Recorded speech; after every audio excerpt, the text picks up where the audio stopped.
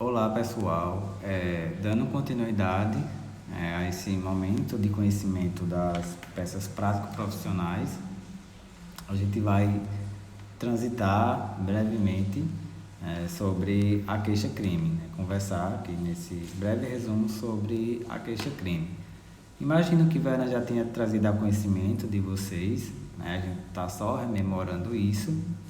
No próximo encontro síncrono eu posso apresentar uma revisão, uma melhor revisão para vocês, mas como eu vou disponibilizar o material e um caso prático, eu achei interessante gravar esse vídeo, certo?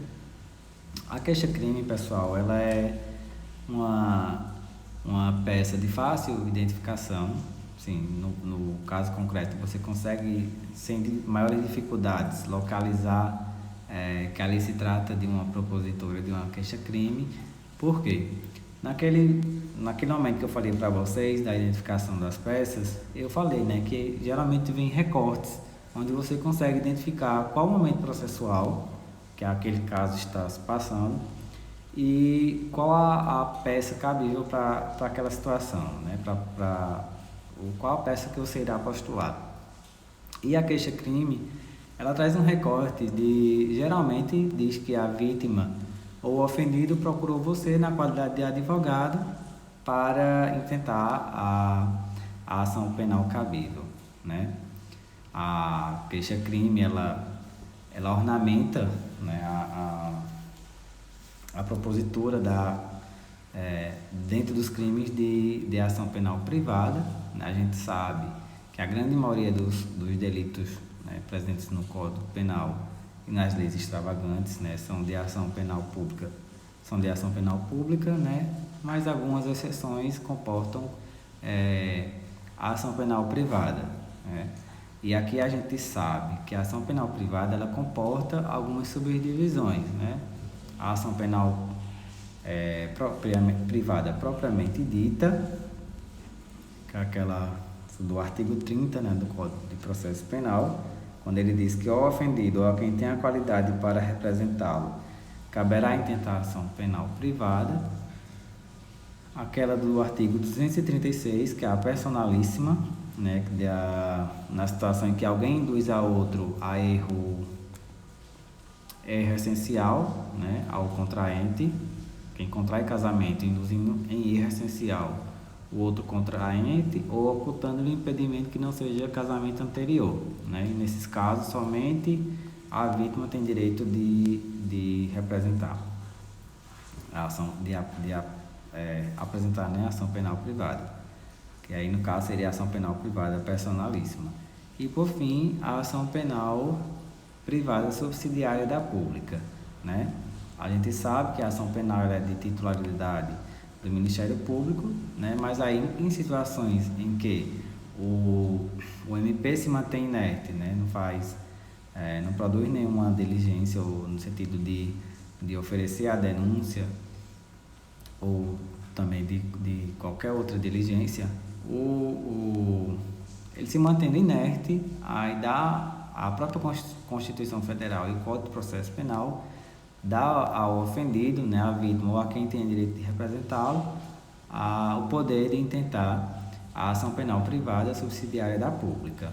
E aí a gente, nesse caso, teríamos a queixa-crime subsidiária, né? Seria também uma hipótese.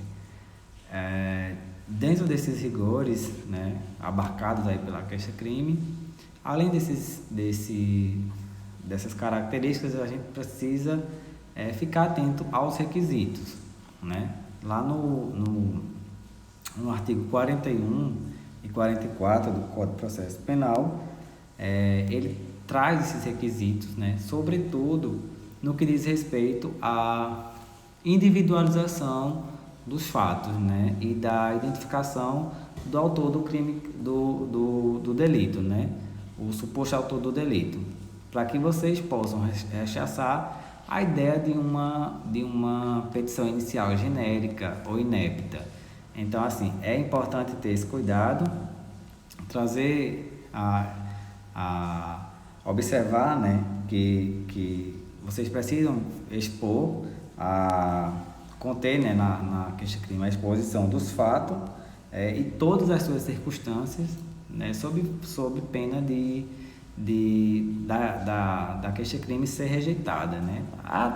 Aqueles mesmos requisitos que se aplicam à rejeição da denúncia quando falta procedibilidade da ação.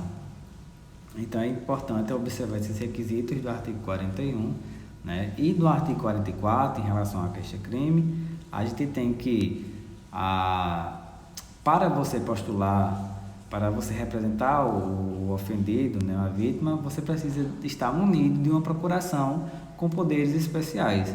Sim, e essa característica, essa técnica formal, ela precisa estar contida lá na exposição da peça de vocês, né? Quando se faz, tem lá o endereçamento e a qualificação. Lá na qualificação você tem que colocar o artigo 44, porque ele é requisito essencial para a propositura da queixa-crime. O advogado ele precisa estar munido de procuração com poderes especiais. Outra coisa que vocês precisam observar diz respeito ao prazo, né? Como a gente sabe, nosso ordenamento jurídico, o direito de punir estatal, né, o juiz puniente, ele não é absoluto atemporal. Então, ele sofre ingerências, né, e sobretudo em respeito ao tempo, né, onde a gente tem hipóteses de decadência, de prescrição do delito, e na queixa-crime não é diferente. O Código de Processo Penal, né, até também o Código Penal, diz que nos crimes de ação penal privada, né, você tem que observar o prazo de 6 meses, né, da data do conhecimento da autoria, né, do fato naquela ação penal privada exclusiva, né? Você tem um prazo aí decadencial sob pena de extinção da punibilidade do autor e de faltar condições de procedibilidade, né, com aquelas hipóteses lá do artigo 395 do Código de Processo Penal. E no caso da ação penal privada, né, personalíssima, o prazo ele é contado, acho que é do termo, né, da coisa julgada, né, lá no juízo civil que anulou o casamento anterior. E na hipótese da queixa-crime subsidiária da pública, você vai se espelhar também no prazo decadencial de 6 meses, só que aqui você não conta do conhecimento da autoria delitiva, mas quando supera o prazo, né, de atuação do Ministério Público, ou seja, a partir da inércia do Ministério Público, né, diante de oferecimento da denúncia, aí você começa a contar no dia seguinte a contagem do prazo de 6 meses, certo? E é importante vocês observarem também aqui que esse prazo é contado em prazo penal, certo? Não em prazo processual. Você inclui o dia do começo e exclui o final. Aí, pessoal, como já falei, né, é importante vocês mostrarem a existência de indícios dentro dos requisitos, né, da queixa-crime, indícios de autoria e de materialidade, né, para que vocês não sofram uma ingerência de faltar justa causa para a peça de vocês, aquela situação de identificar o autor, né, não precisa você trazer a qualificação, mas elementos que identifiquem o autor da autoria do crime, né, e observar também situações de concurso, de crime,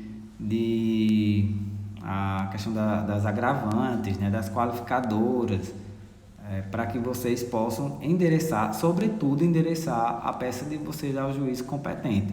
Por quê? Normalmente os crimes que comportam a ação penal privada são crimes de menor potencial ofensivo, né? A gente tem, por exemplo, ali nos crimes contra a honra. Só que tem situações que muitas vezes esses crimes são produzidos em concurso com outros crimes, né? E aí, antes de você endereçar a peça, você faz esse concurso, você só faz o somatório das penas em concurso, né? Formal, material formal, para saber se a soma da pena, qual o juízo, né, competente para julgar a ação em decorrência do somatório das penas. E aí você vai